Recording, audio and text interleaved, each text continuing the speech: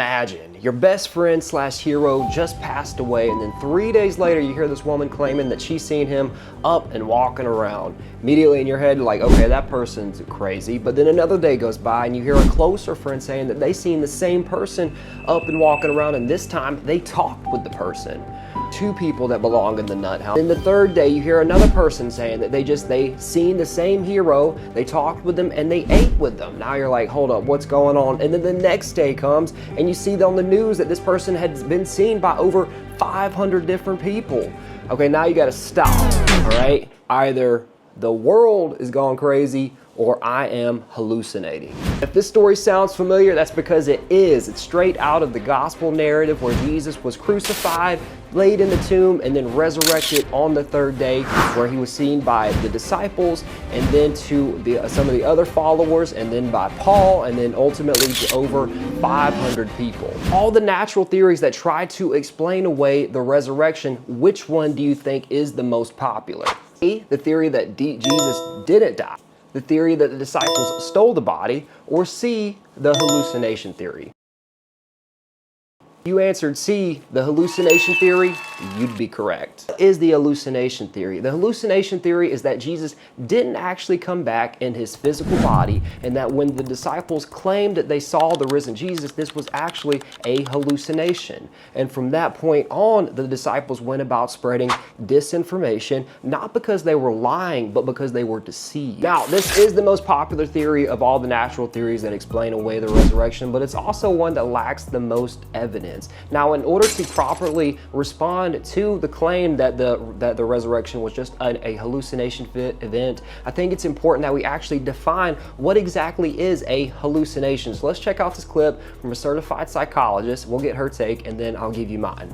Consider hallucinations another type of a psychotic symptom. What exactly are hallucinations? These are perceived senses that are not based in reality. Different from an illusion, which is a misinterpretation of an existing sensory stimuli.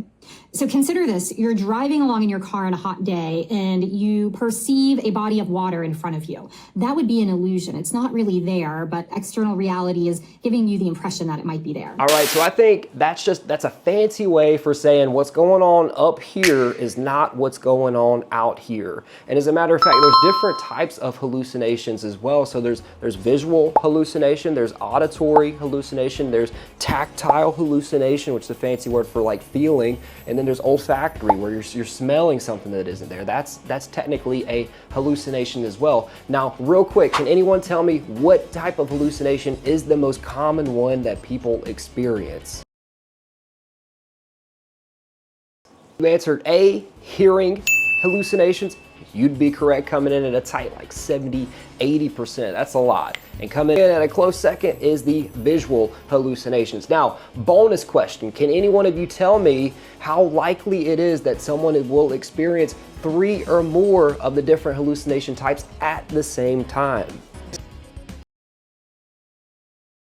Or less than 1%, you would be correct, which is astonishing, because that's exactly what the skeptics claim happened in the Bible when the individuals claimed that they saw the risen Jesus, because they didn't just see Jesus, they interacted with him, they touched him, they ate with him. So you're telling me these people, all 100% of the people in the Bible, experience more than one different mode of hallucination at the same time? That's even more astonishing than Jesus resurrecting it at all. My name is Daniel Ray Fitt. I am a Christian, and I also lived with an atheist for a year. I had no idea how to defend my beliefs, so I got into this thing called apologetics. I am by no means an expert, and you probably shouldn't be listening to me, but I'm reading through Evidence That Demands a Verdict by Sean and Josh McDowell, trying to convey what I'm learning so far. By the way, if you want to get that book, the link should be in the description section. But with that being said, my goal for this channel is to help you learn how to defend your beliefs and help you answer yes to the question, can you defend your faith? All right, let's get into faith games. Now, let's get into the details of the hallucination theory. So, Sean points us to Michael Golder, who is the leading proponent of the hallucination theory. So, he believes the hallucination theory started with what's called conversion visions by the early disciples, and that they genuinely had visions, hallucinations, where they thought they seen Jesus, and then from that point on they went about spreading the disinformation, preaching that Christ had resurrected. And this would explain the reason for their faith and their conviction and their willingness to die for what they believe, because they genuinely seen Jesus, the hallucinations, but they were deceived themselves. In conjunction with them spreading that they had seen Jesus, you also have the Paul letters, the Mark, Luke, and John. These people come along. In order to make the claims that they seen the risen Jesus more believable, they make up the story about, or the tradition about, the empty tomb. They make up the story about conversing with Jesus, and they make up the story about eating with Jesus too, in order to make the story more believable. But in reality, they simply just made it all up. Focus on one disciple specifically, Peter. Golder points us to Golder's hypothesis as to why Peter would have had a hallucination event. It was having a crisis of his image and identity. Now, can any one of you tell me why Golder would be saying this about Peter? Hey, real quick, finish this sentence. Said he would lay down his own life for Jesus, that he loves Jesus, and then Peter did what?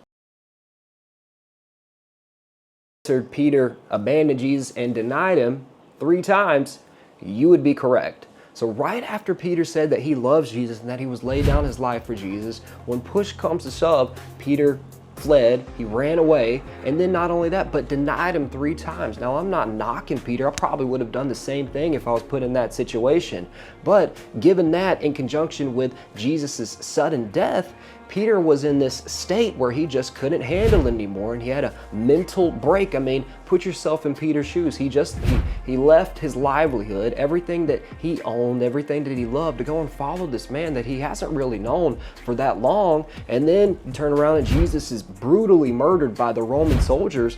Anyone in that state would be willing to have a mental break, not to mention Peter's wife and what she was probably going through. So Peter, having this crisis moment, he breaks down and he ultimately creates the reality that he wants. Jesus is back. But this was just a way for Peter to mourn. It wasn't that he actually seen Jesus or that Jesus actually resurrected. This was a way for Peter to deal with the situation. So Peter had this conversion vision, and then that fostered the environment for the other disciples to claim that they seen the risen Jesus. To add more validity to his argument, can you answer this question, true or false? It is true, or is it false, that Peter had 2 other visions in the Bible? If you answer true, you would be correct, because Peter did have 2 other visions in the Bible. One where he was walking with Jesus up the mountaintop, and he said he was transfigured and his clothes were white as snow, and he seen Jesus talking with Elijah and Moses, 2 people that are supposed to be dead for hundreds of years. And then he also had another vision where he fell into a trance on the rooftop, and he seen this blanket come down from the sky along with some animals. So to add more validity to Golder's argument, he says it's not that much of a stretch, since Peter already had 2 visions in the Bible. It's not that much of a stretch to say Peter had another vision, that he's seen the risen Jesus. And then we turn our attention to Paul, the notorious church persecutor Paul. So Golder hypothesized that Paul was having a growing distaste for his own Judaism in conjunction with Peter's doubts about the way that he had been treating other Christians. You see, Peter, he persecuted Christians. He actually murdered Christians. Paul said he was the least of the apostle because of these actions. So with the growing distaste for his own Judaism and the doubts that started to creep in about whether he was right or wrong, Paul, being in this state, he had a mental break and ultimately claimed that he seen the risen Jesus on the road to Damascus. So in conclusion with the hallucination theory, first you have Peter, he has a mental breakdown. Then the other first disciples, they claim that they seen Jesus. fostering the environment for other people to claim that they've seen the risen Jesus. And then a couple of years later, you have this other prominent Jew, Paul, who has his road to Damascus experience where he claims he's seen the risen Jesus, where they were just hallucinating. And then this fosters the environment for other people to see him, all the way up to where you get over 500 people claiming that they seen Jesus. It wasn't that they actually seen him. This was all just a hallucination. And then this ultimately shaped the rest of Western civilization for the last 2,000 years. Before we get into how a super smart apologist would respond to these hallucination claims, I want to see how the average common Christian would respond to these claims. See, the goal of this channel is to help the average Christian encounter questions like these before they encounter it in a hostile environment. You see, I live in Georgia, the Bible Belt, where no one would even think that there would be an alternative theory as to whether Jesus came back to life, or was there something else responsible for it.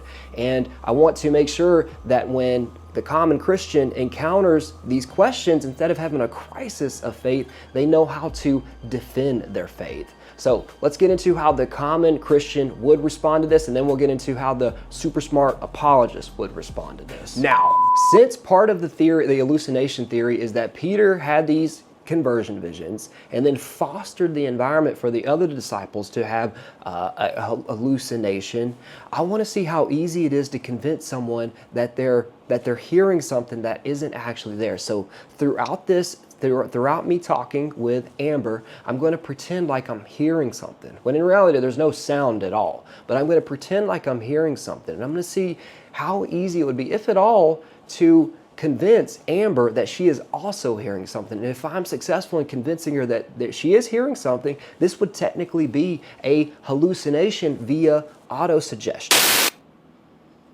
I swear I hear that beeping. You don't hear it? No, I really don't. Sounds like something's beeping. All right, faith defenders. So I wanted to see how the average common Christian, who has probably never even thought about another theory as to did Jesus physically resurrect or not. So this is Amber. Amber, you are a Christian, correct? Yes. Okay. Amber, and as a Christian, you believe that Jesus physically and bodily resurrected out of his tomb, and that when the disciples saw Jesus, that they were really seeing the real Jesus. Yes. Okay. What would you say to the claim that when they seen Jesus, this was actually just a hallucination event? I like facts and stats, so I would go on the notion that the numbers don't add up. It doesn't make sense that many people around that area would be able to see the same hallucination and be able to recount different stories. It's actually a pretty good answer. It's right in line with what we're going to talk about as far as group hallucinations go. Now, what would you say to the event that happened in 1917 in Portugal, where over 70,000 people claimed that they saw Mother Mary in the sky, as well as the sun zigzagging and dancing and changing colors, and it was actually in their local news the next day that this happened, and they all claimed it happened? I would actually have to look more into that. I do not have an opinion on that. I don't know enough about it. It's actually a really good question too. I think, it's important that when we do encounter these claims, or claims that we don't have, we really don't know, it's important just to say, I don't know. I'll have to look into that. So that's a really good answer. We're going to get into how to respond to that claim, as how a super smart apologist would respond to it. But that's it for now. Thanks, Amber. You're welcome. God, you don't hear that beeping? I swear I still hear the beeping. No, I don't hear the beeping. Sounds like something's beeping. Golly. Maybe you need like some swimmer's ear. Swimmer's ear? Yeah, it can sometimes if you have ringing in your ears, it can help dry up, water. I don't That know. can cause ringing. I feel like I'm going crazy. You really don't hear it? No, I really don't. Okay. Well, that's that. Now, let's get into the super smart apologetics response to the hallucination theory. So first of all, with the hallucination theory, that just explains the actual visual sightings themselves. This still doesn't explain the empty tomb. We're going to start with group hallucinations, then we'll move into the individual hallucinations, because there's different evidence that support each one. So with the group hallucinations, based on the scientific evidence, there's a total lack of evidence that supports group hallucinations can even happen, to the point to where there's not even one single documented case that a group hallucination has ever happened. It would be the same thing as sharing an identical dream, and under the technical definition of a hallucination, a dream is technically a hallucination. So say that you go camping with 4 of your buddies. You lay down under the stars, you have this crazy dream where you see this glowing cave, you see this man in white, he knows your name, and he sends you on a mission. You're like, wow, that's crazy. You wake up, crazy dream. Then your buddy, he wakes up and he's like, bro, I just had this dream about this glowing cave, about this guy who knew my name, and he sent me on a mission. And you're like, and then the third guy wakes up, he's like, I had this dream about this glowing cave and this man that sent me on a mission. And then the fourth guy wakes up and says the exact same thing. And at what point are you like, okay, maybe this wasn't a dream, maybe this actually happened? But that's exactly what the skeptics are claiming happened in the Bible. Just like that story doesn't make any sense and is almost impossible of happening. That's the same situation we're dealing with in the Bible with the group hallucinations. We're talking about the group hallucinations from a Christian perspective. You're almost always inevitably going to encounter the situation where you have other situations where people experienced sightings of amazing things, where there was this large mass of people. Now, one in particular, Fatima apparitions in Portugal. So 1917, you had over, I forget the exact numbers, it's like 50,000-60,000 people. They all gathered together in one place because three shepherd children said that Mother Mary was going to appear in the sky. And what they explained that they saw, all of these people, their claim is that the sun started to dance around and changed colors, and then the sun zigzagged in the sky. Now, regardless of whether that actually happened or not, from my perspective, what if I just concede and I grant that did happen? That doesn't really do anything to undermine my argument that what happened in the Bible is true. Okay, what is more of a leap? From me going as a Protestant Christian, going from that to a Catholic Christian, or an atheist who doesn't believe in any of this, going from that to believing that there was something miraculous happen? Which one is more of a leap? But aside from that, the reason this is a bad example and doesn't really compare to what happened in the Bible is because this was simply a visual hallucination. If you remember back in the story, they didn't only just see Jesus, they heard Jesus, they interacted with Jesus, they talked with Jesus, and they ate with Jesus. So multiple modalities of what would be deemed hallucinations versus this one. If you claim that this is an hallucination where they seen Mother Mary in the sky and the sun dancing, that's simply just a visual hallucination. So that's why, in my opinion, it's a bad example. In response to the individual hallucinations themselves, okay? So the studies do show that individual hallucinations, they do happen. The likelihood of a hallucination happening increases with things like age or severe grief. Again, very few hallucinations possess all of the components that we see in the Bible. You have physical, you have audio, you have visual, you have all of these components coming together into one hallucination. Not only that, but to get into the actual numbers, what percentage of the population do you think will experience a hallucination in their lifetime? Answer C, 15%. You are right, my friend. 15% of the general population will experience a hallucination at one point in their lives. Which gender do you think is more likely to experience a hallucination, male or female? In addition to those variables, some personalities are more prone to hallucinations than others. And in addition to that, the studies show that the older someone gets, the more likely they are to experience a hallucination. And in conjunction with that, when an older person is experiencing severe grief, they are likely to experience a hallucination. So 50% of grieving senior adults or will experience a hallucination at one point in their life. And I actually have a personal story that goes along with this. My grandfather, when we lost my Nana, it was a couple of years ago, he was still with us. And then about 6 months after that, he's telling my mom how he's seen her sitting in the rocking chair. She's rocking back and forth. She's looking at him, smoking a cigarette, and she looks away, and then he's gone. And he is really shaken up by this. I mean, he's crying, saying that he's seen her. So the studies do, so this is in alignment with the studies. Now, this was just a visual hallucination. Now, of the 50% of senior adults that are likely to experience a hallucination, only about 14% of that 50% is going to experience the visual hallucination. Now, in conclusion, so hallucinations are real and they do happen, but group hallucinations is something entirely different. There is no evidence that they even happen. More damaging to the hallucination theory is the extreme coincidences that would have had to have happened for every single one of the men in the Bible, not just men, but the women too, all coming from different backgrounds, from different walks of life, different emotional states, male and female. The likelihood that they would all, 100% of them, would experience a hallucination of 3 or more of the different types, visual, physical, audio, is almost 0 to none. I mean, the likelihood of that happening is almost as astonishing as the physical resurrection itself. Less than 1%. Now, faith defenders, here are 8 ways to respond when you encounter the claim that the appearances of Jesus were just hallucinations. Number 1, there are too many witnesses. So the probability that Mary Magdalene, the disciples minus Thomas, the disciples plus Thomas, the fishermen on the shore, the 2 men at Emmaus, and then over 500 people, the likelihood of them all hallucinating this event is 0 to none.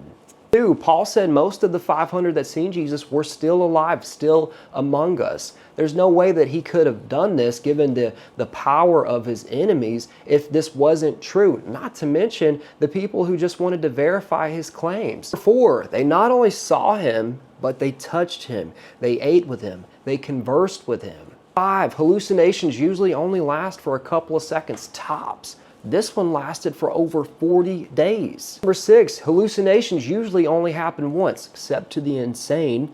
This one appeared many times to many different people at many different places. 7, hallucinations usually come from within what we already know.